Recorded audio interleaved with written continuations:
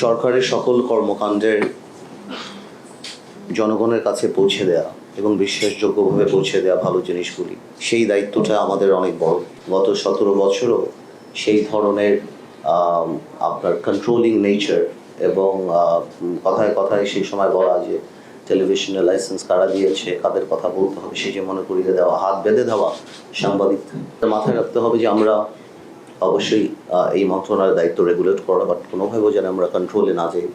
মাথায় রাখতে হবে যে ফিজিবিলিটি স্টাডি শেষ হয়ে গেলে আমরা এটাতে হাত দিব, তবে দ্রুত পর্যায়ে নিয়ে যাওয়ার জন্য আমরা চেষ্টা করছি, যাতে করে অন্তপক্ষে আভ্যন্তরীণটা আমরা শুরু করতে পারি আগে, তারপরে ইন্টারন্যাশনালে গেলাম।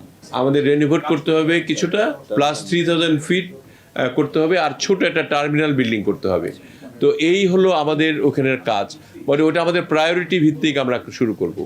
কক্সবাজার ইন্টারন্যাশনাল এয়ারপোর্ট আমরা অক্টোবরের মধ্যে ইনশাল্লাহ স্টার্ট করব।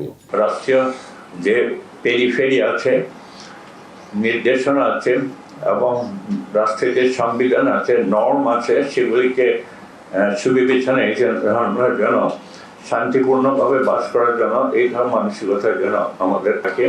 সাংবিধানিক প্রক্রিয়ায় সেই নিয়ম কানুন অক্ষরে অক্ষরে পালন করে ইনশাআল্লাহ বিএনপি সরকার যথাসময়ে স্থানীয় সরকার নির্বাচন। আওয়ামী লীগের জন্য তো ক্যান্টনমেন্ট হয়নি, তাহলে আওয়ামী লীগ কেন গণতন্ত্রকে হত্যা করে পার্লামেন্টের ভিতরে 11 মিনিটে এক নায়কৃত্ব কাজ? আর বিএনপি কি করেছেন? যদি তর্কের খাতিরে ধরে নেই যে বিএনপির জন্ম ক্যান্টনমেন্টে, কথার কথা বলছি, সেই বিএনপি এক নায়কত্ব থেকে শহীদ প্রেসিডেন্ট জিয়াউর রহমান গণতন্ত্র ফিরিয়ে দিলেন।